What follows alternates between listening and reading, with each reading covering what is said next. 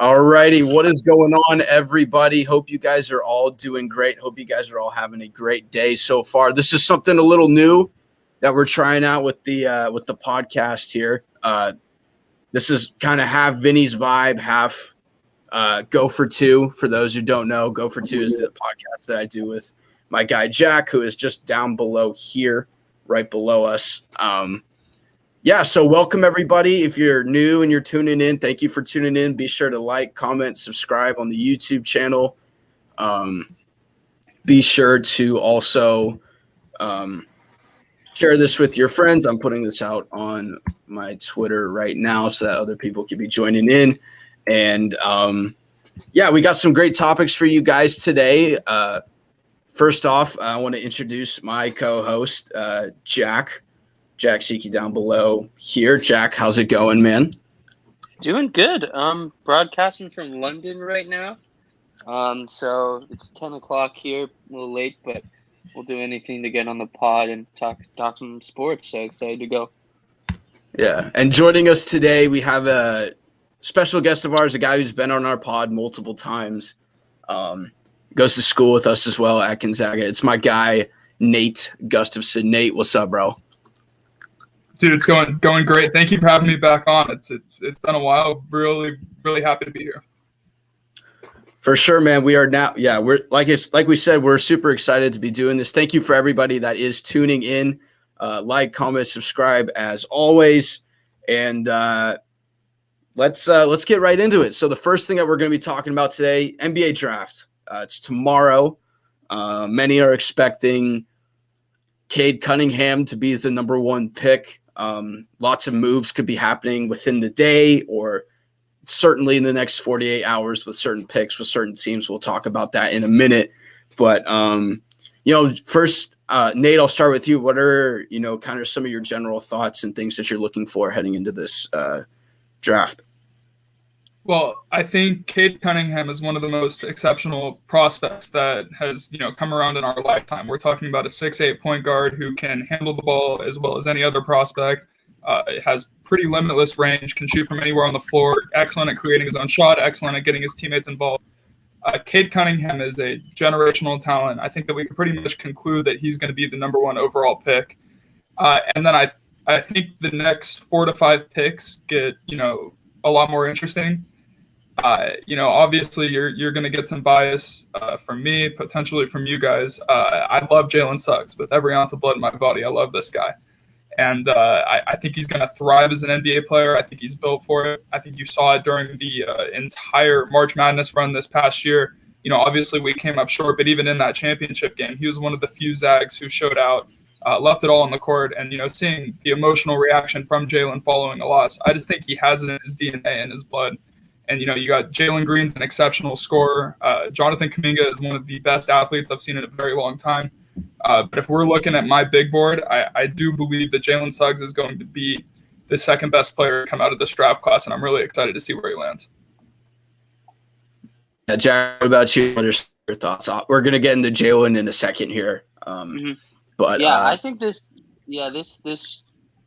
draft is really exciting. I think it's one of the first drafts in a long time where it's a really good mix of players. I think especially with a lot of the players being from the G League this year, opting out of playing from college, I think this will be a good sign if that's a format that might continue in the future where players don't go to college. I know with the NIL rights coming out that college may still continue to be the route, but you never completely know, especially with picks like Jalen Green and some other guys really being outstanding talents. Sort of my big board, I agree with Nate. I think that Jalen Suggs is amazing, and we'll get to it later. But I think Cade Cunningham is easy number one. Just absolutely does everything. I think Evan Mobley is another really, really cool person to watch and look out for. I think something really big in the NBA, especially when drafting, is the promise that a player has. How much can they be adapted, and what can they be, right? Potential. And I think Evan Mobley has so much potential. I mean, he was not the most refined player in college at all, but I feel like with becoming a professional and getting the NBA coaching that you can get, that he probably didn't have at SC, which great school, but probably not the best coaching. Is probably not better coaching than you'd find in the NBA, right? So he's going to get better, and I think he's got a ton of potential. And yeah, I think he's going to go probably 2, and then Jalen is 3 towards top 3, but ton of talent in this draft, lots of Zags, super excited. Yeah, and Jalen made he made an interesting comment the other day too. He's saying, he thinks like the talent in this draft could rival that 2003 draft with LeBron and D Wade and Chris Bosh and those guys. And, that's a pretty big comment to make, but, it's not super crazy to say looking at the guys that are in this draft. I mean, we didn't even mention Isaiah Todd, who is a stud in his own right as well, who not a lot of guys are. I mean, he's like a mid-round pick, potentially could be even the top 10 pick, but he was, one of those guys that's super hype out of college. And you're not even talking about guys who could really be, high-end role players like a Corey Kispert if he's in the right position. So we'll get into Corey as well. And, and we know about Jalen. We know about the other Jalen and Jalen Green. We know about Evan Mobley. And, in particular, Cade Cunningham. He's going to be a stud wherever he goes. I think he's more likely than not, I think we all agree that he's going to go number 1. It's just a matter of what team. Maybe OKC tries to make a move up to number 1 and tries to get him, knowing how much capital they have, knowing the assets that they have to potentially make a trade, pairing up with Shai Gilgeous-Alexander and even Cade Cunningham landing in Detroit. I think Detroit now becomes a super underrated team in the next 2 to 3 years because they do have some pieces that do work well. I mean, their best players with Team USA right now and Jeremy Grant. I think Dwayne Casey's still coaching them, if I'm not mistaken. He's a fantastic coach. Yeah. Sadiq Bey was first-team All-Rookie this year, and that was pretty slept on. He ended up having like a pretty quality rookie season. Was one of the better picks in the last draft. So there definitely could be somewhat of a core there. Yeah, and led by what most think will be Cade Cunningham. So it'll be interesting to see how it all plays out. So let's talk about Jalen now. Jalen Suggs, Gonzaga point guard last year, helped lead the team to a national championship appearance. Obviously, we know how good he is watching him play last year. His ability to do pretty much everything that you want him to do on the court, his ability to defend, his vision, his transition play, his athleticism, and everything that you can think of about Jalen Suggs is positive. Even his shooting, which is his, I guess the thing that you can look at where you can improve the most, he's still not even that bad of a shooter. So where do you guys think he lands? I think it's going to be – I want him – so the teams with the first 3 picks, it's Detroit, right? And then 2 is – I know Houston. Toronto's – Houston, then Cleveland. And then Cleveland's Toronto. 3, right? Toronto. Yeah, all that's right. Top 3. I'm thinking then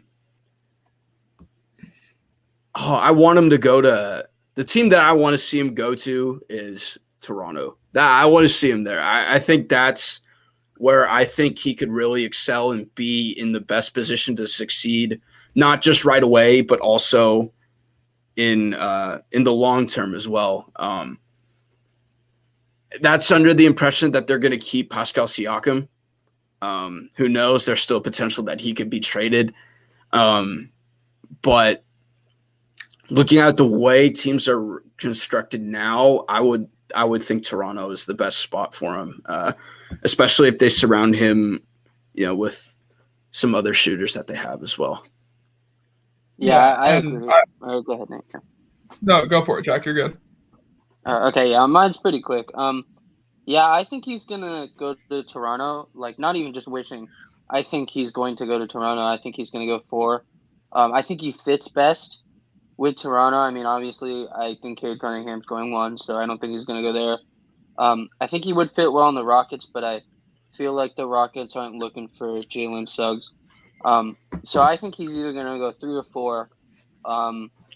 And I think he fits better with the Raptors than the Cavs, and I think the Cavs, unless they trade Colin Sexton or Darius Garland, I think they are going to pass on Jalen Suggs and draft, Jalen Green or someone else who fits their mold of a team much better. I mean, with Darius Garland and Colin Sexton at the top, two really good point guards, two really good young point guards who show a lot of promise, not a lot of room for Jalen to grow and learn and play. So I feel like, they're going to let's fit someone else like an Evan Mobley or Jalen Green in there, whoever's there at that moment. And I think they could plug in a lot better than Jalen is a lot better than Jalen can. I think the Raptors, he can plug in great. I mean, especially with the rumors Kyle Lowry leaving, even sitting behind Kyle Lowry, I think that would be a great just plug and play. Just to get him on the court and get him as many reps as possible. Yeah, I'm really hoping that it's Toronto. I do think there's a chance that Cleveland takes him. If I'm looking at the number 2 pick right now, Jalen is someone who would be number 2 on my big board. Virtually everything that I've read, every mock I've looked through, it seems that it's a virtual guarantee that Jalen Green's going to be the number 2 overall pick to the Rockets. And, between him and Jalen, it's very close following Cade. And I don't think that that's a bad pick for Houston. The reason I'm very much hoping that Suggs goes at 4 to the Raptors as opposed to 3 to the Cavs is because, regardless, even if they do lose Kyle Lowry to free agency, and even if they do trade Pascal Siakam, I believe he would be set up incredibly well for long-term success in Toronto because Nick Nurse is at worst a top 3 coach in the NBA. They would be able to accumulate assets. If they were to trade Pascal Siakam, they could continue to build a stronger young core with Jalen at the center of it. And I think that Toronto could win for many years to come. They've proven they've established a winning culture. Their president, what's their president of basketball operations? I'm blanking on his name. Masai Ujiri. Yeah. He's a fantastic guy to have in the front office. He's proven time and again that he can put quality basketball teams together. And I just firmly believe that if Jalen lands in Toronto, they're going to be well positioned to be successful for a very long time. And it doesn't make a lot of sense for the Cavs to take him. Although if I were Cleveland, I would consider trying to trade down to that 5 or 6 spot. Because if we assume that Suggs and Mobley will be the 3rd and 4th picks of the draft, if I'm looking at Cleveland's roster and the way that they're built right now, Jared Allen is, one of the more underrated young players in the game. You have a fantastic rim protector and athletic big who can run the floor at the 5 already. So there's not a huge need for them to take Evan Mobley. And Darius Garland and Colin Sexton have both shown a lot of promise. So even if you're going to trade Sexton, which seems to be the consensus around the Cavs right now, you're still left with Garland. You still have a quality point guard. If I were them, I would be looking at Scotty Barnes and Jonathan Kuminga. And Kuminga is a guy who I think is probably the 4th or 5th best player in the draft. I would consider taking him over Evan Mobley if I were a lot of teams. I've watched this guy's tape, and he is one of the best pure athletes that I've ever seen on the basketball court. He obviously has a lot of room to grow as a playmaker in terms of setting his teammates, becoming a little bit more refined. He needs to find some consistency with his jump shot. But we're talking about a guy here with the potential to make several all-star teams, several all-defensive teams. He's long, he's strong, he's powerful, and one of the most athletic players I've seen in a very long time. Outside of Zion, you'd have to go back quite a few years to find someone with the athletic prowess that Kuminga possesses. And if they could trade down to that 5 or 6 spot and get a player like him, I think that's probably the best route for the Cavs. Yeah. It's going to be definitely interesting to see how it all plays out. And, ultimately for us as, fans of Gonzaga and going to the school, you want to see Jalen be in the best position possible and hopefully, see him get some accolades because I think, we saw it last year. As much as people want to say that they watched Gonzaga last year, I don't think many people want to admit that they didn't watch much of Gonzaga until the end of the tournament. But, that's just to say, people are going to be really excited to see what Jalen Suggs is all about because he really is all that. And I say it all the time, me being lucky having the opportunity to cover games live in person last year with our student newspaper, it doesn't do it justice watching him on TV versus watching him live. And that's when you really, really get to see how good Jalen Suggs is and the ability that he has, with his positioning or, just his IQ in general, the little things that he does, his off-ball movement, his ability to back cut as well. It's just a lot of small little things that you don't really notice watching on TV that you watch live that you really get to appreciate Jalen Suggs. And, if teams don't decide to trade up, if no one decides to trade up with Toronto, I hope that's where he lands. But there's certainly some other teams that we really haven't mentioned that really could, make a big splash for him. And who knows? Maybe a team could just come out of left field today or tomorrow and just make a trade for him, right? Like, Jack, I think you'd like this. Maybe the Lakers just say screw it. I know, yeah. And just, do a sign and trade with Schroeder, add another guy, maybe add another pick, trade up to that 3 pick, and you get Jalen Suggs and you play him with LeBron and AD. Yeah. That's not a terrible trio. Right. I would say that's a crazy idea, but if any franchise would be silly enough to trade away the 3rd overall pick for Dennis Schroeder and Kyle Kuzma, I think it might be the Cleveland Cavaliers. I mean, yeah. Yeah. I mean, I would not say no to that. That'd be an all-time fleece, though. Yeah. Right. I mean, I don't think it would just be those two in a pick. I think you'd have to add in we'd have to add something, yeah. Like probably Caldwell Pope or I don't know who else. It would either have to be a bunch of guys or a lot of the picks that we don't have, or a lot of future picks. So not sure about the feasibility on that one, but I do think it is looking fit wise, yeah.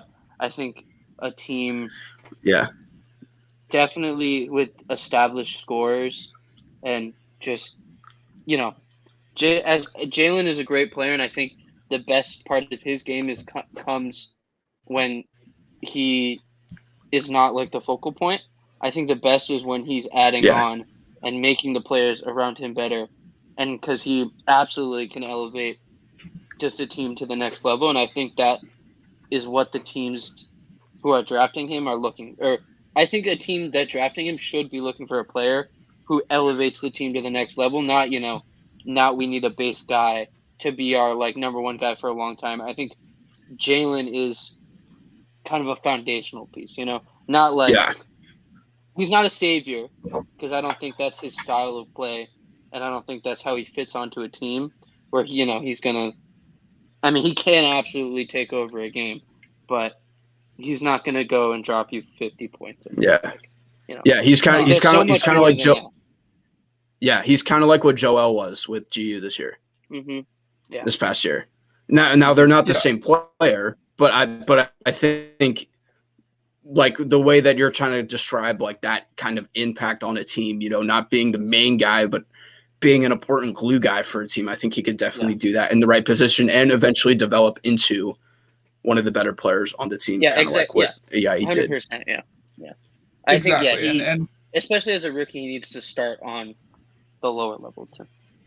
No, and he's going to be a star at some point. It's just that we've seen a few type of guys come out that are just different than everyone else, like LeBron. I think LeBron, KD, Luka, and potentially Zion over the course of the next couple of years are just a few that come to mind. I think Cade has the potential to have that immediate impact, be a superstar in his first couple of years. I have complete and total faith that Jalen's going to be an all-star caliber player or better over the course of his career. But I agree completely with what Jack's saying here. Just inherently, he's not going to be a LeBron James savior type player, but he is going to be a absolute star at some point down the road. He just needs to find himself in the right situation, for the first part of his career. It's a lot to ask of, 20-year-old kid to come in and do things. And I feel like because we've seen what Luka has done in Dallas, we saw what LeBron did, taking the Cavs to a finals as young as he did. Those types of things are incredibly abnormal and, not typically what happens. And I think we can see a more linear development to Jalen's career, but I do believe he's going to be a star at some point in this league. Yeah. And who knows I don't think this is going to happen, but for whatever reason, there's a chance that he might drop in the draft. And from there, I think you could see a lot of teams be super, super aggressive in trying to trade up for him, whether it be, say whatever team is there, maybe this is where an avenue where Damian Lillard finally, maybe not finally, but maybe Damian Lillard gets traded, and then you just replace him with Jalen Suggs.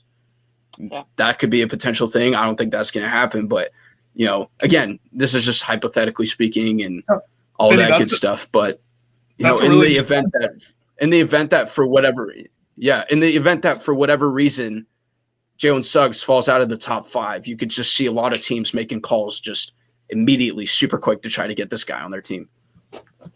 Yeah, I think he would have to fall past 5.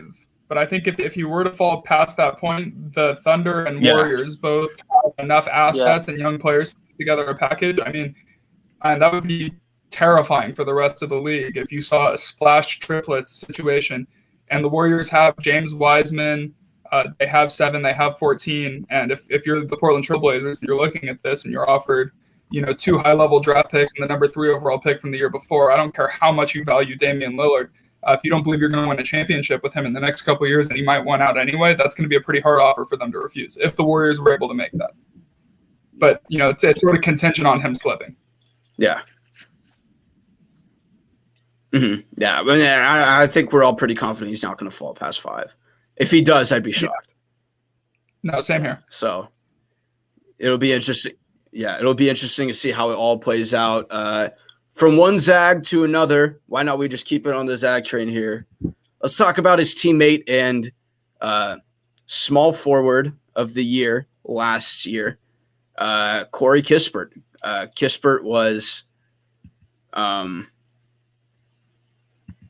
like I said, won small forward of the year and was super impactful for the Gonzaga Bulldogs run last year. I'm interested to hear your guys' opinion on where you think he'll land. He's projected to be in like the, I guess, high teens. Potentially you could see it like what happened to Rui 2 years ago where he goes like a 9. I don't think that may not be the case this year, but certainly in like the 10 to 14, 15, 16 range is where I think most people expect Corey Kispert to land. I'm going to be boring, and I'm just going to say it straight up because I'm a fan of the team. I don't think there's a better spot for him than the Warriors. I think you add him with arguably the 2 best shooters in the league. I understand Clay hasn't played in 2 years now, but just what they could do with him, and I think he's the best shooter in this draft, and understanding the kind of leadership that Corey Kispert has, adding him with, one of the best leaders in, honestly, American sports and Steph Curry. I think that's only going to help him. And it just seems like such a fit where the Warriors wouldn't even need to change much. There's just a simple plug and play, and Corey could get his minutes off the bench. And like I said, he could continue his development, continue to become a better defender. I think that's something in his time at Gonzaga he's gotten a lot better at. And, with guys like Draymond, Clay, and Steph on the team, they could really encourage, him to be aggressive and to be confident in his shooting, because that's when we saw Corey Kispert best at Gonzaga, when, he was one of the main guys, and he was super confident in himself, and he was, getting to the basket and taking his shots when he was open. So I think the Warriors are personally the best spot for Corey Kispert. I think there's a better shot at him following the 14 than I think the Warriors trading up to try and get Jalen Suggs. But that's where I think is the best spot for him. Jack, what are your thoughts? Yeah, I agree with you. I think the Warriors are a great fit. Just kind of continuing off all the stuff you said. I mean, the Corey we saw last year was the best Corey we've ever seen at Gonzaga. I mean, he was confident. He was shooting the ball. His defense improved. His off-the-ball awareness was amazing last year. Yeah, and I think the Warriors just completely fit his play. I think Corey's definitely a plug-and-play type guy. Definitely someone that I think can fit on any NBA roster. I think he could go really well with any team here. I agree with you. I think the Warriors with the players that they have and the coaching staff, he could really develop to be a much better player than he already is, especially like you said with Draymond and Steph. I think those are perfect pairs to help him learn defense and shooting. Do I think the Warriors will get a chance to get him? No. I mean, we're going to talk about it later probably, but I think the Warriors are going to trade their picks, or at least their higher ones. So I don't think he's going to go to the Warriors. But I think another team that might be a good one to look out for is maybe the Spurs. I think him and Popovich would be a great deal. I think the Spurs are in this really weird area too, where they are just as a team, they're not bottom of the league, but they're definitely not top of the league. They're in this weird middle area where they need something to get them to the next level.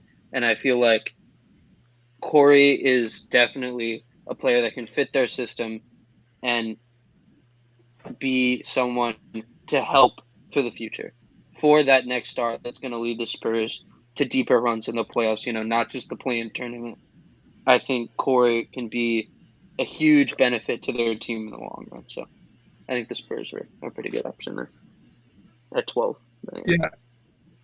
I think the Warriors are probably the best fit, and I think Corey's unique as a prospect because although you guys are right, he does have a ton of room to grow, and I look forward to seeing his development as an NBA player.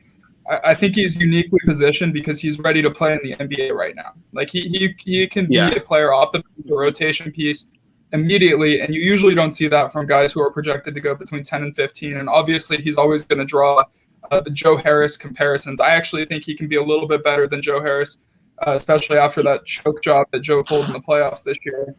That one hurt me a little bit. So the two teams, though, outside the Warriors, which I do think is probably the best fit that I would be very excited to see Corey land on, are the Pelicans and the Hornets. Looking at the Pelicans roster, obviously we're unsure if they're going to be able to re-sign Lonzo or not. But when you have players like Lonzo, Zion, Lonzo as a creator, Zion and Brandon Ingram as your primary scorers, you put Corey Kispert on that team to space the floor, and I think that you can see some incredible things happen. I think that you saw Zion be an absolute beast this year on a relatively mediocre three-point shooting team. You put a player like Corey Kispert on the floor, I think that would add floor spacing. I think he would fit right in. He would be right on the same timeline in terms of progression of the players at the point at which that you could compete for a title. And I think that would be a scary young core. And sort of the same, reasoning I have in Charlotte is that you have guys, a strong young core of players and Miles Bridges and LaMelo Ball, the reigning rookie of the year, but also, you have quality players like Terry Rozier and Gordon Hayward. And, I think that the Hornets and Pelicans are two teams that could use the floor spacing of Corey because I think it would enable their stars to play that much at a higher level. And, I'm sort of questioning whether or not Corey's actually going to be a top 11 pick. A lot of what I've read is, had him similar to what you've seen, Vinny, as to, where he's going to land, what picks he's going to fall under. But those are two teams that I think could really use him. I think he would fit right in with their young core, be on a similar timeline. And I think Corey's a guy that's going to elevate the play of the stars that he plays with because of his ability to space the floor. Yeah. And I think if he were to go to Charlotte too, I think that would be a team like you, kind of like what the Pelicans were in the, like when they first kind of all started getting together. I think having, they would kind of be like that young up and coming ascending team with a lot of, really good players. You talk about LaMelo, who I think people knew he was going to be good. I don't think people knew he was going to be this good this early. I think people are kind of underrating how good of a season he had last year. I think PJ Washington is still on or did he get traded? No, I forgot last year. Yeah, PJ Washington's on the Hornets, right? They traded someone else on the Hornets to the Bulls. No, Wendell Carter got traded. Okay, never mind. Yeah. I'm thinking of two different people. But then you look at that. You look at Devontae Graham, who's already on the team.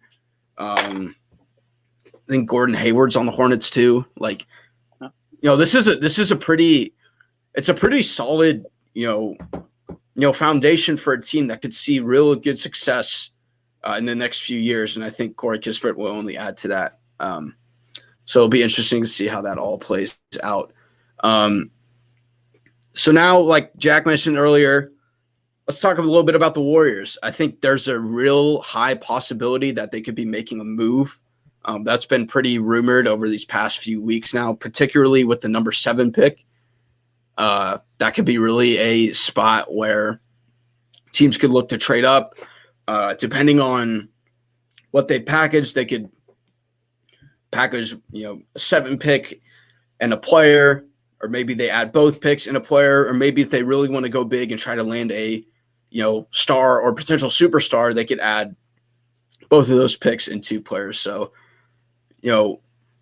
I guess, Nate, I'll start with you on this.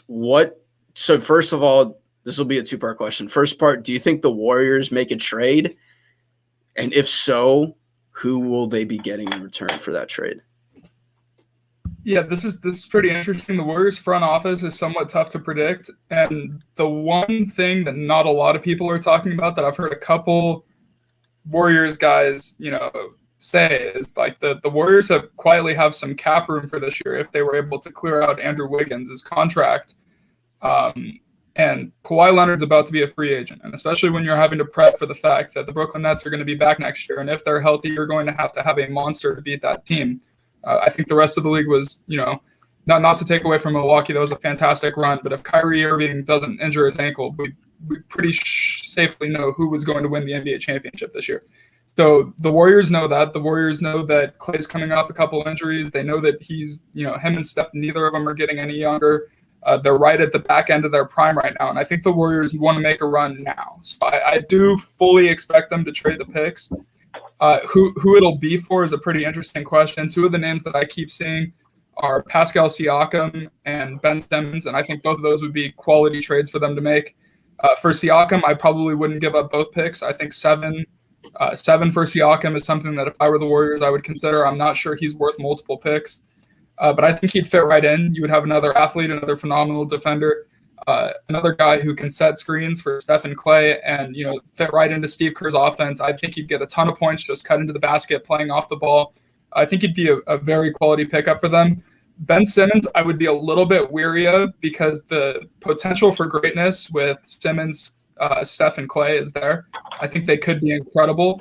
But at least for the time being, I think that Ben Simmons and Draymond's style of play is incredibly similar, and that they're very valuable on the defensive end of the floor. And offensively, they're not going to get a lot of buckets. Their primary role is facilitating. So, if it were 7 and 14 and Andrew Wiggins for Ben Simmons, I think that's a lot to give up, especially considering that, for all the crap that Andrew Wiggins takes from people because he wasn't, the superstar that he could have been, he's still a very quality NBA player. And, the idea of trading a quality role player in Andrew Wiggins and multiple draft picks for a guy who's essentially going to play a role of another guy on your team who already kind of does the exact same thing. If I were the Warriors, I would be a little bit weary of that. I'm not sure that Ben Simmons is the right guy, or that the asking price of the Sixers is going to align with what they're willing to give up. And if you guys have heard other names, those are the 2 that I've heard the most about. And I think in terms of asking price and team fit, I think Siakam would be a slightly better option than Ben Simmons, although I think Ben Simmons is a better basketball player. It's about team fit and competing with it. Yeah, and you make a really good point about Andrew Wiggins, because I think the question with him, comes just with consistency. Because I think, because there's moments in the game when you watch Warriors games and he's making buckets so effortlessly. And the talent, and you can see it that it's there, but it's just not consistent enough. And he has those moments in the game where you're like, what are you doing, bro? And he'll have those kind of off moments, but he does still provide a lot to the team that I think if they were to get rid of him, it wouldn't be as easy to replace him. Because it seems to be that it's not very likely that Kelly Oubre Jr. is going to be returning to the Warriors this year. He'll probably be in a sign and trade somewhere. And then you look at, the other guys, they wouldn't really have much other options at that number 3 role. Yeah, you can maybe play Klay at the 3 if you decide to go get a guard, but he hasn't played in 2 years. So that's going to be a lot, asking him to get, that high volume and to really get that quality of Klay. Like, we're not going to see, game 6 Klay right away. And we're not going to see even, all-star Klay right away. It's going to take him some time to get used to it and get back into the flow. And so that's where I think, these picks and what they do with these picks is going to be super important. I do think that there is a very high chance that they do trade one of those picks. It seems to me that it'll be, I guess, in my opinion, that it'll be more likely it'll be that 7 pick, and they'll package it with something. And, Danae, kind of like what you were talking about a little bit, and this may be a hot take for some people, I'd rather include a trade with James Wiseman in it rather than Andrew Wiggins. And I know that sounds, kind of controversial because James Wiseman's on a rookie deal and everything, but watching James Wiseman in the limited games that he played last year, he kind of just seems like a little out of place for me. And maybe it's because because we're rushing on him too much, didn't play a lot. It was a COVID year. Whatever the case may be, he is only 18, 19 years old. But kind of like what I just mentioned with how thin they are at the small forward and the 3 spot, and the level of production that that you're guaranteed to get from Andrew Wiggins, regardless of how inconsistent or consistent he is, and especially with what he can provide on the defensive side of the ball. I think that's where I would be, I guess, a little more willing for them to move on from James Wiseman than Andrew Wiggins. But Vinny, my only objection is the cap situation, because I think you're right. And that's where it's gonna go. Yeah, if he wasn't getting paid this much, this wouldn't be a conversation, I don't think. Yeah, and who knows? Maybe James Wiseman does develop into a star, but what we know is that Steph and Klay are both on the wrong side of 30. Klay's coming off multiple season-ending surgeries, and those two need immediate help because they're the clock's ticking a little bit. For the first time in a long time for the Warriors, the clock's ticking, and they need to win now. And that's sort of why I feel like, Wiseman is easier to trade away than Wiggins. I think because of the cap, depending on who you could bring in free agency, that might, change who I would trade away. But I think the biggest factor here is that you're going to need legitimate NBA-ready scoring options if you're going to contend for a championship next year with the Suns and the Nets and the Bucks. You have all these incredibly high-caliber basketball teams, and the Warriors haven't played at that level in a couple of years because Steph hasn't had the help that he needs. And you have to surround him with the right team now. I don't think that they can afford to be patient. Yeah, I 100% agree. I think the Warriors are definitely going to make some sort of trade. I mean, who is at 7, projected 7 right now? I think Davion Mitchell. Davion Mitchell, he's in the area. He's a good player, right? But I feel like what the Warriors need, right, is not Davion Mitchell. They don't have time, especially with what Nate said with Steph and Klay. They don't have time to really work on players and take a long time developing them, because the time those players are developed, your generational talent and Steph and Klay are gone. So I feel like, or it's just, maybe not gone, but it's that's too dangerous. You can't wait that long. They're definitely in win now mode. I think they definitely trade it for some more depth. One thing I did see was the Grizzlies could make a trade. Not exactly sure for who, but the Grizzlies, they're having cap issues. They just had to release Valanciunas.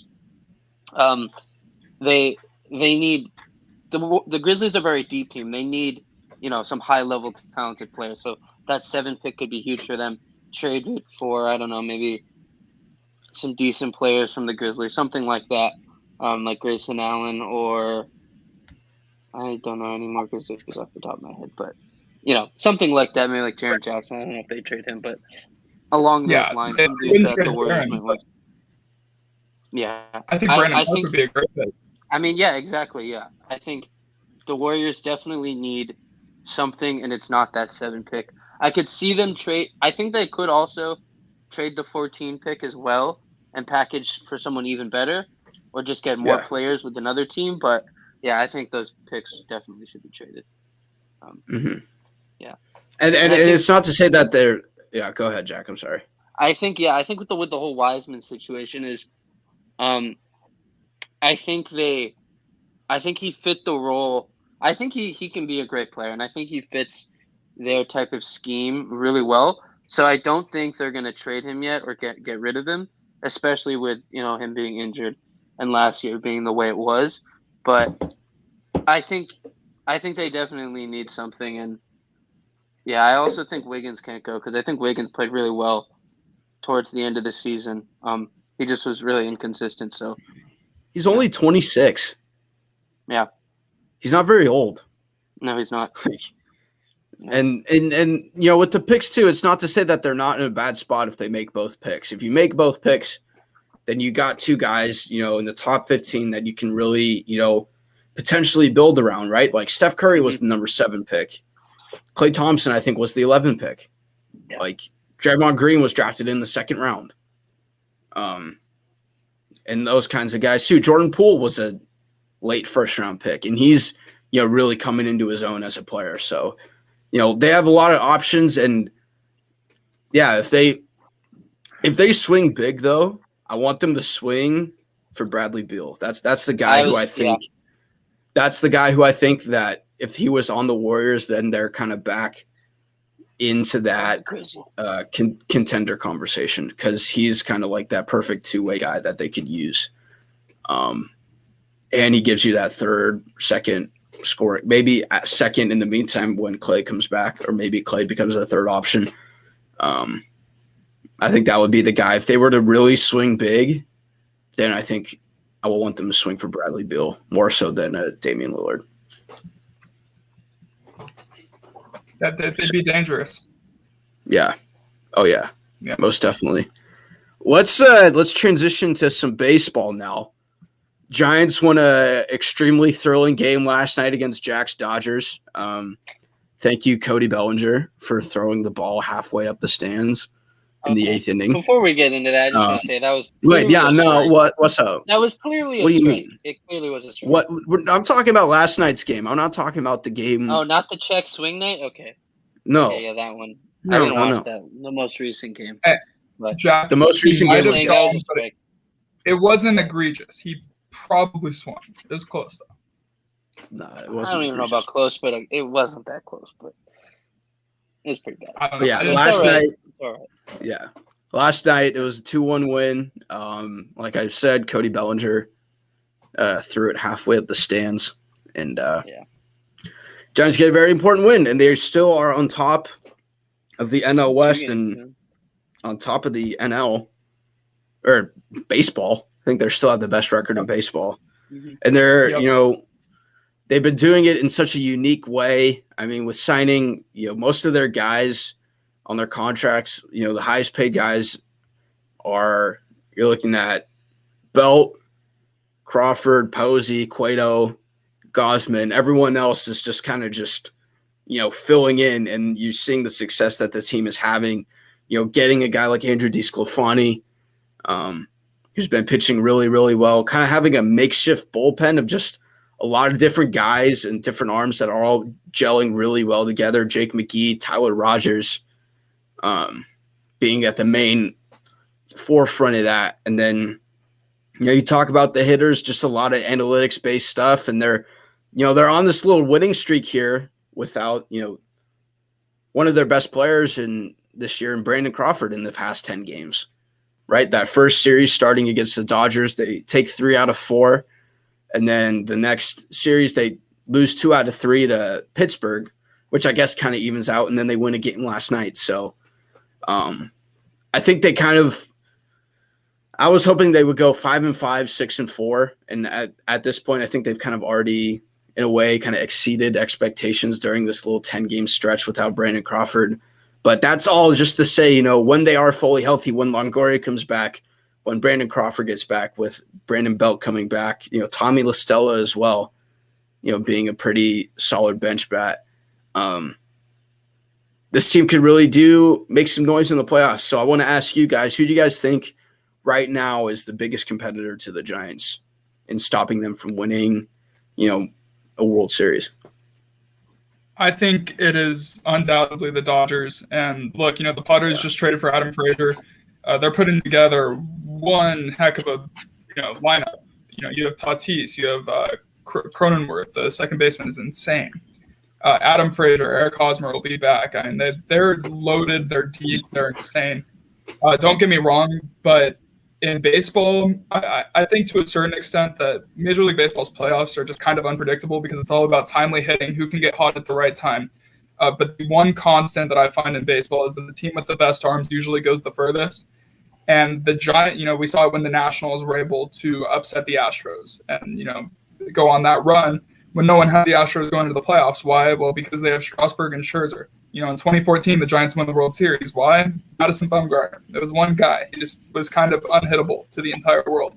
And if you can have a couple arms, it can go so far. And, Walker Buehler right now, with Jacob deGrom missing games, is probably the Cy Young favorite in the National League. He's been phenomenal. Clayton Kershaw, as he's gotten older, has gotten over some of his playoff lows. I know, obviously, he's not the pitcher he was at his peak, but we're still talking about a top 3 at worst pitcher of our lifetime. And, I'm still incredibly scared of the Dodgers. They've dealt with a ton of injuries this year. They're probably still the title favorites. But I love the San Francisco Giants baseball team. I could not love them anymore.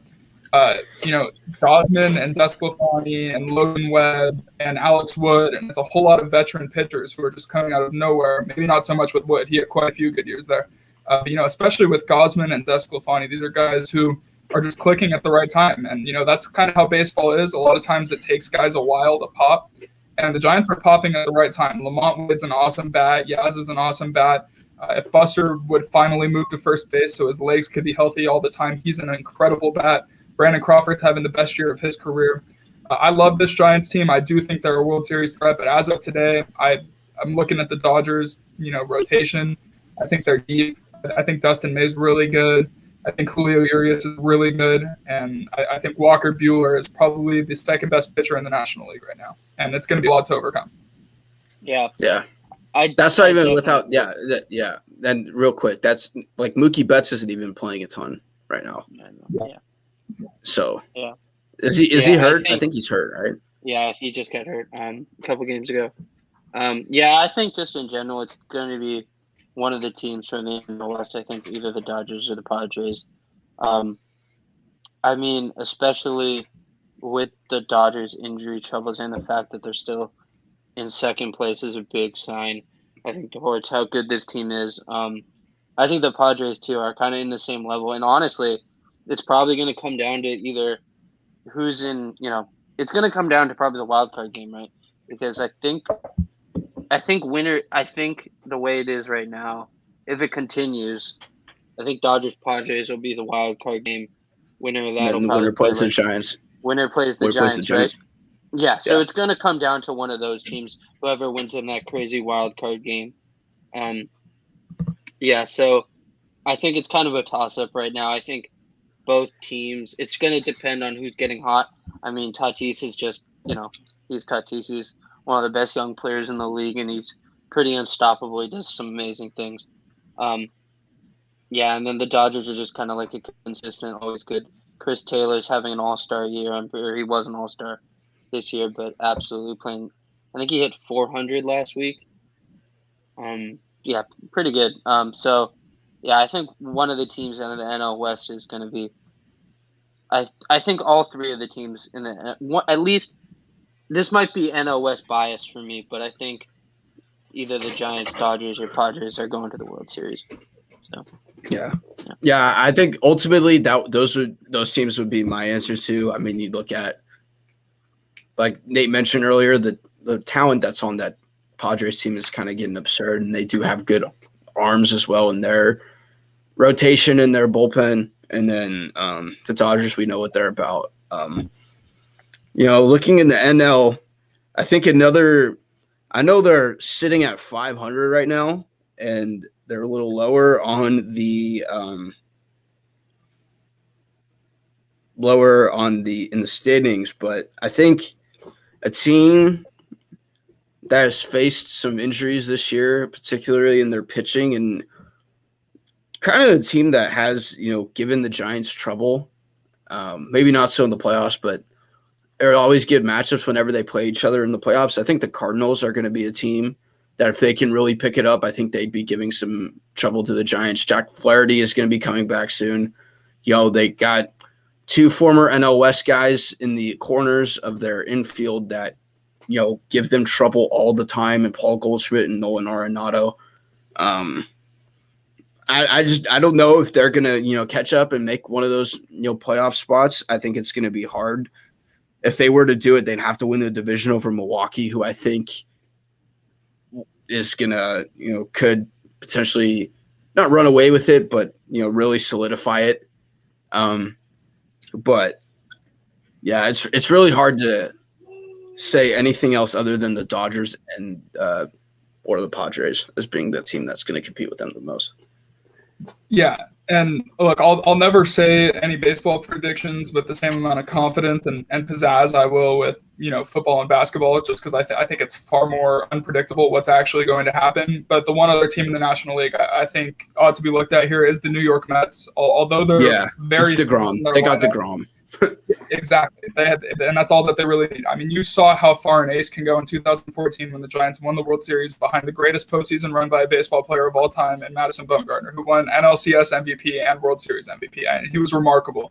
And DeGrom is capable of that level of play. Also worth mentioning, I just looked it up because I was curious. Noah Syndergaard has a potential return date of September 1st. Obviously, that only gives him a month of the regular season to get ready to pitch in the playoffs, and I'm not sure how practical that is or what level he would be able to play at. But I don't care who you are, what your lineup is, or how much more talent you have than the New York Mets. If you have to stare down Jacob deGrom and Noah Syndergaard in the first 2 games of every series, you're going to have a hell of a time beating them. Yeah, not to mention Taijuan Walker too, who's been pitching really well for them recently. Yeah, and Stroman too. They're pretty deep. Yeah, Stroman.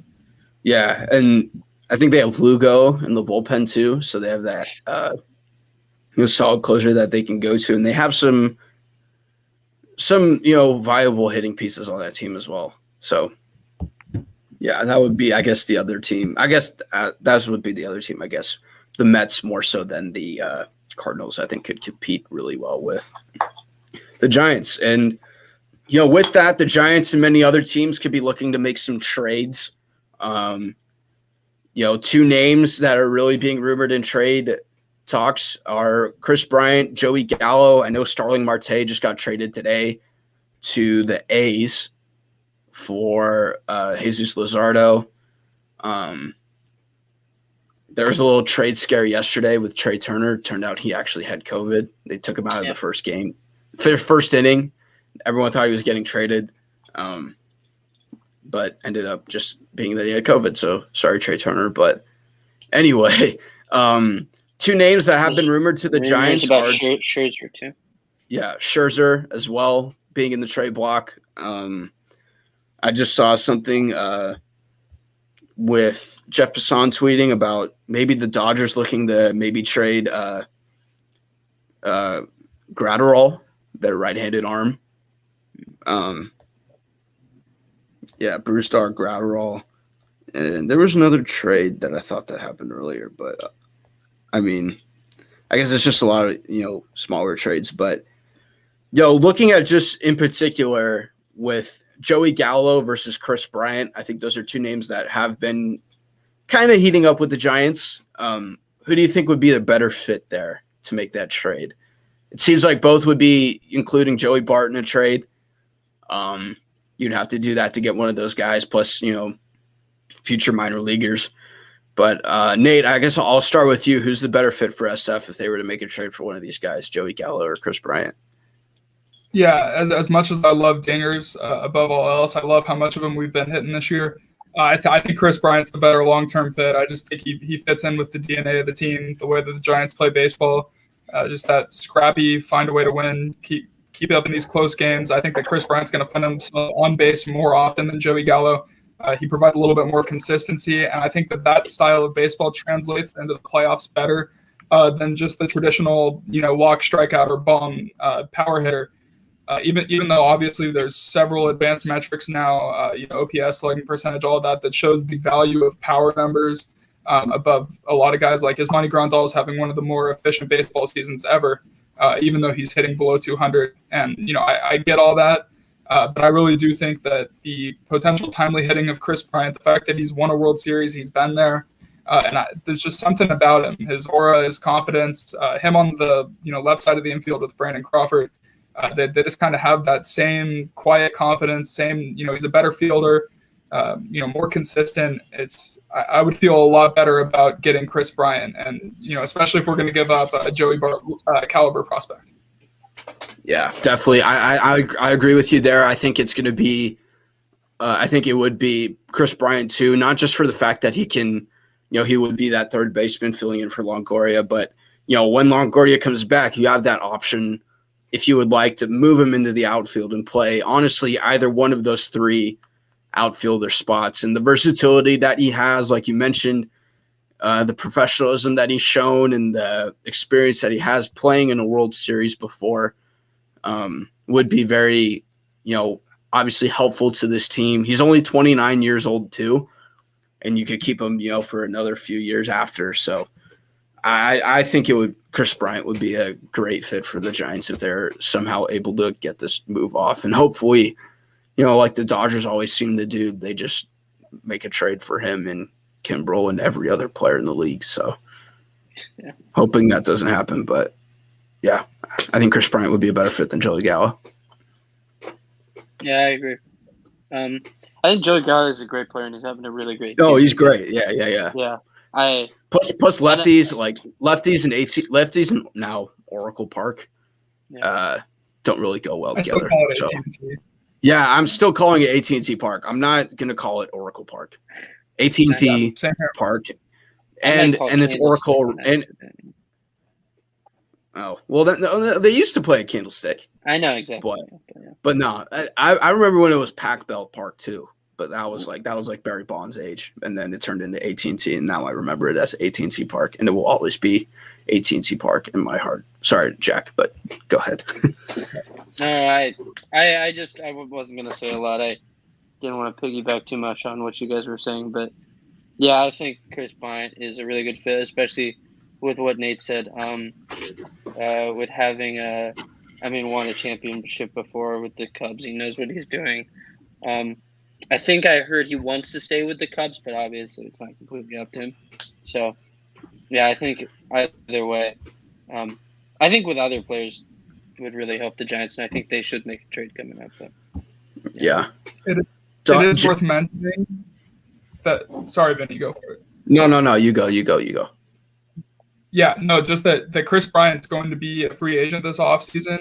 And although he has said that he wants to go back to the Cubs, like looking back a few years, like 6-7 years ago, they really screwed him over with the arbitration process and cost him a lot of money, intentionally keeping him down in the minor league system for 3 months to save themselves millions of dollars, and kind of screwing over Chris in the process. It's very possible that the Giants could land Chris Bryant 5 months from now anyway.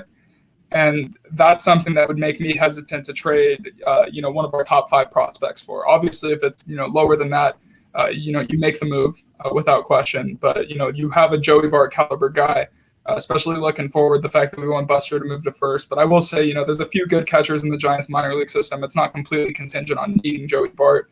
Obviously a lot can happen, but just sometimes the best move you can make is no move at all. And I think the Giants ought to consider that, especially considering that they've had success with the team that they have now, and that beating the Dodgers, Padres is going to be an incredibly tall task anyway.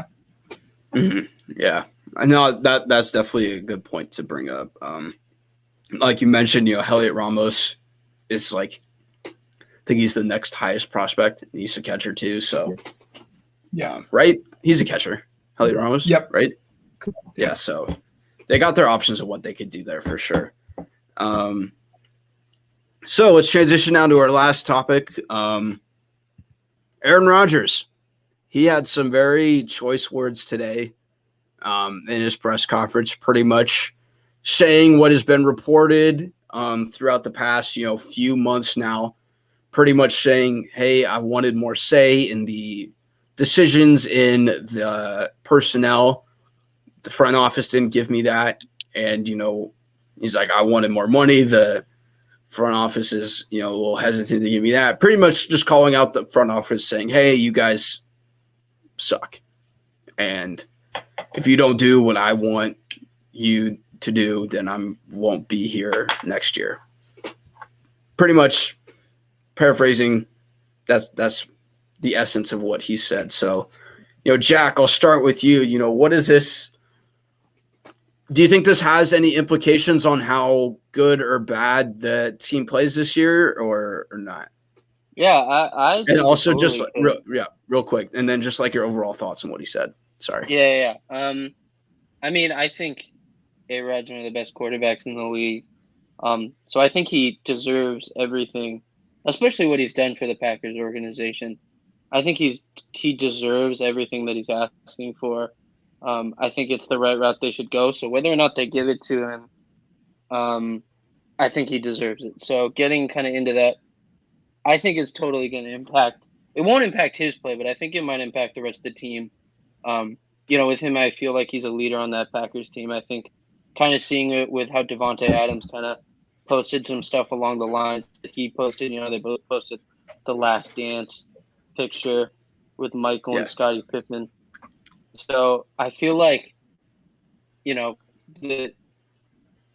team is the most important part of the NFL, and if your team gives up on ownership or, even a coach or something like that, it really shows in how they play. And, I mean, it still remains to be seen. I think him showing up to camp is a step in the right direction for them playing well together. But I think it's so uneasy. I feel like in the media, every day you hear something about how Aaron Rodgers is unhappy. He wants to leave. He's going somewhere else. There's rumors he's going to get traded, all this stuff. So I think whether or not he, goes to players and goes to other people on the team and says, hey, I'm fine, we're going to play, whatever. All this stuff they've been hearing, it takes a toll, right, on the team. So I think the Packers are definitely going to suffer from this in the long run, especially with attracting other free agents and stuff like that. If they hear that the front office is not, trustworthy, not friendly, not wanting the best for you as a player, I think that's going to hurt them in a big way. And I think the Packers, a year removed from winning or from losing in the NFC Championship, right? They need stars. They need a little bit more. They need to have a good run if they want to make the Super Bowl. So, this is not a good look for the front office just in general. But yeah. Yeah. I don't think that Aaron is wielding the power that he has with too much humility. But he has the amount of power that he has within the organization for a reason. He's the top 5 quarterback to ever step on a field, right? And he's one of the most talented football players ever. And there's a reason that Aaron's so valuable. There's a reason that the Packers are dealing with this tyrannical behavior, and it's because he's amazing and they need him to win. And look, I fundamentally disagree with a lot of what Aaron does. I think the front office not including him in the decision-making process was their mistake, and it's a sign of respect that a lot of star quarterbacks have shared in. Peyton got it. Tom got it. I think Aaron deserves it. I have no problem with Aaron wanting to be involved and included in decision-making. But, I've heard a lot of people say things about, Aaron's upset that they didn't draft receivers. And every time I hear that, I think to myself, well, how many games have I watched the Packers lose in playoff games where they score 30-plus points and still find a way to lose the game? I watched them do it to the Falcons. I watched their offense play well against the Seahawks and still lose. The problem in Green Bay for a very long time has been the defense. I don't have a problem with them drafting defensive players. The problem is in that they were unable to effectively communicate with Aaron what they were trying to do, and I think drafting Jordan Love was a big mistake. And on those past couple things, I totally agree with Aaron. At large, I think the Green Bay Packers have made mostly the right decisions. I don't think they should have been looking at receivers when they took Jair Alexander, who's now one of the top corners in the league. But as for how it will affect the Packers this year, I think most of Aaron Rodgers' beef is with the front office. I don't think it's with his coaches or teammates. So I actually think that in terms of his status as a leader in their on-field performance, they should still be relatively, cohesive. I think the Packers are going to be just fine. They're an immensely talented football team. Zadarius Smith, Jair Alexander, Darnell Savage has proven to be a pretty good pro. Devontae Adams and Aaron Rodgers, obviously, if they're both on the field. Aaron Jones, they have a solid offensive line. Aaron has, he's been gifted a pretty talented team the last few years. I think, there were quite a few years there, in maybe the middle of the 2010s where he was being forced to carry poor rosters to the playoffs just for them to lose. And, it's a tough thing. I watched Luck go through it. I watched Peyton go through it. I know that it sucks, but these last couple of years, these Packers teams have been more than just Aaron. These have been talented football teams. And I think that, the complaint with Aaron is, when we have this much talent, we're this close, why are you drafting another quarterback? On that, I'm with him. I'm not so much with him on the need to take receivers, mainly because when you're as good as Aaron Rodgers is at football, you don't need first-round receivers to run a productive offense. But sorry, I know I just said a whole bunch. But basically, I think the Packers are going to be successful this year. I think Aaron needs to ease up on his demands a little bit, but at the same time, I think that he's probably going to earn some respect for this, and I think the front office needs to include him in the decision-making process moving forward.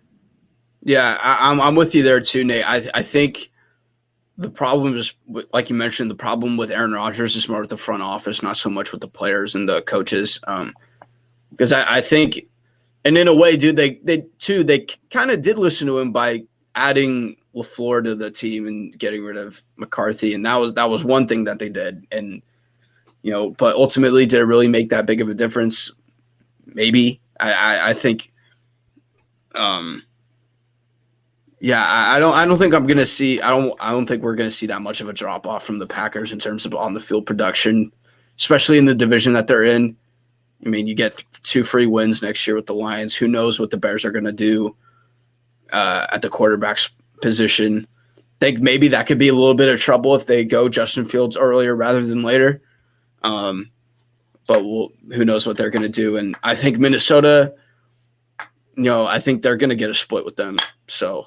That's 4-2, and that's still going to get you, pretty good spot, especially like what Nate said too. Having Aaron Rodgers on your team helps a lot. So, yeah, it'll be interesting to see how it all plays out. I didn't think there was going to be a situation this year where Aaron Rodgers wasn't going to be a Packer. I think it'll be his last year, but. Yeah, I don't think there's gonna be so much of a drop off, and I thought it was funny when he said today, people come here to play with me and to play with these players, and people kind of took that the wrong way, say he was pretty arrogant, but at the same time he's not wrong, right? Yeah. I mean, if you're going to the, but when you're that good, you're that good, and he knows how good he is. Yeah, and he knows the level of, and then I guess in particular he was talking to about how vets were kind of shown the door a little earlier and weren't receiving the same amount of respect, and he voiced that, and he was pretty much said the front office was just like, okay, we don't really care, and yeah, but are they going to be like a 1 or 2 seed this year? No, I personally don't think so. I think you're going to be looking at them. If I were to say today, I think they're looking at like a 3 seed in the NFC. I agree. I think the NFC West, and don't get me wrong, the Bucs are great too. The Bucs and Packers are great. I think the NFC least is going to continue to be the NFC least, but don't be surprised if you see some NL West caliber of dominance from the NFC West next year. And here's the crazy part. I think Russell Wilson's the 3rd best quarterback in football, and I'm fairly certain he's going to be on a last place team next year. Call me crazy. But dude, I do it. I do it every year, man. I can't. I do it every year, thinking that Seattle is it's gonna be the year Seattle falls apart. I just can't see that. What if Russell Wilson still leads them to 10 games, still carries them on his back, and they're still a last place team? That's a real possibility. That's if they win this division. If they go 10-7, that could be last. If they place. go in 10-7 and they're in last place, someone in the NFC they need to change the playoff rules. That's unfair. It is, but there's you no. got to keep in How mind is that possible? How is that possible though? Is that even possible for a team to get 10 wins and get last? Well, with an expanded season, it definitely is, because remember the Patriots had that year with Matt Castle where they went 11-5 and missed the playoffs because they had the 3rd best record in their division. So it's not last, but 3rd. It's certainly possible, although it is very unlikely. I'm mostly just pitching a fun situation here, but either way, I'm just looking at this NFC West and I'm like, wow, that's 4 of the 6 best teams in the NFC are in the same division. But I don't think it calls for realignment because I think that's something that's just super rare and normally wouldn't happen. It's just something that's just I know. I was just I was just saying that. But yeah, man, Yeah. the NFC West is going to be so fun next year. I think, I wouldn't be shocked to see 4 teams in the NFC West make the playoffs next year. I really wouldn't. And it'll be interesting to see how it all plays out. We're going to be doing, I was telling Jack this earlier, last week, we're going to be coming back with bringing back our lists. I know we made a list last year about our top 10 quarterbacks in the league at, I think it was like halfway through the season. I think we're going to do that again with the with quarterbacks, and we'll do teams as well, and what is it? Head coaches, I think, and then other topics that we want to get into with our lists in the NFL season and we'll also do some previews as well. So be on the lookout for that. That's going to end it for us today. Nate, Jack, thank you guys for hopping on today. Really appreciate it. For those, again, who have been listening or, tuned in, thank you guys for tuning in. Like, comment, subscribe. As always, follow us on our Instagram for our podcast at go_42. My Twitter's in the link in the description. Jack's is as well. Nate, I will add yours. Also, your Twitter, Instagram, whatever, they can follow you as well. And like I said, like, comment, subscribe. Let us know what other topics you want to hear. I'm going to be bringing more of these kinds of things in the future, so be on the lookout for that as well. That's going to do it for us today. Thank you for everyone tuning in, and have a great day. And as always, go Zags. See ya.